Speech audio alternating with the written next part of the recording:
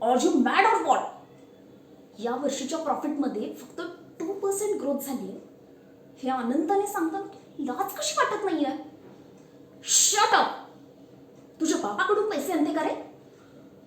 त्यामुळे मला 2% ग्रोथ झालेली कशी प्रॉफिटेबल आहे हे सांगण्यापेक्षा मी तुला कामावरून का काढू नये याचा विचार कर.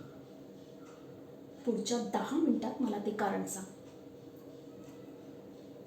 पटलं तर ठेवेन, नाही तर तुझा आवाज ऐकण्यात मला काडीचा इंटरेस्ट नाहीये.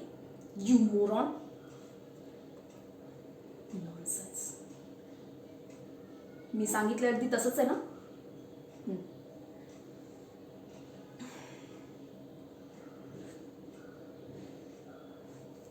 What nonsense? यात शुगर कशी टाकलीस?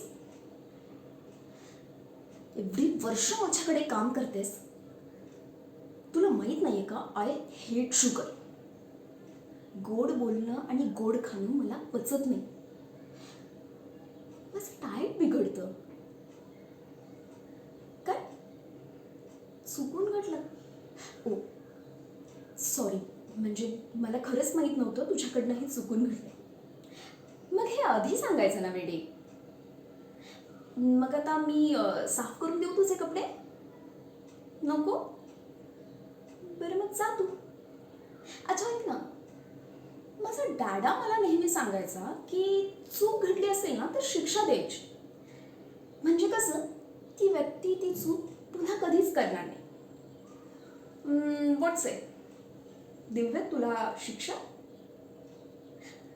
अगं तू असं सारखं सारखं सॉरी नको म्हणूस ग. मीही तुझा चांगल्याचाच विचार करते की नाही? आणि तू तर माझी गोड असिस्टंट आहेस. मग तुझ्याकडनं झालेली चूक मला कशी बघवे?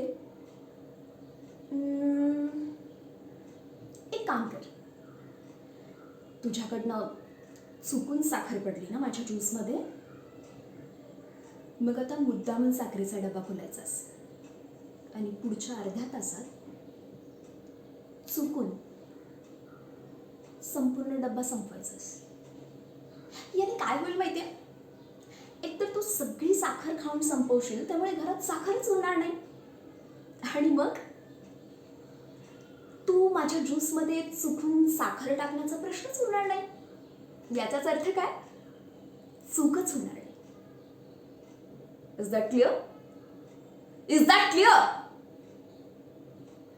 Good. Very good. So my sweetheart, your sweet time start now.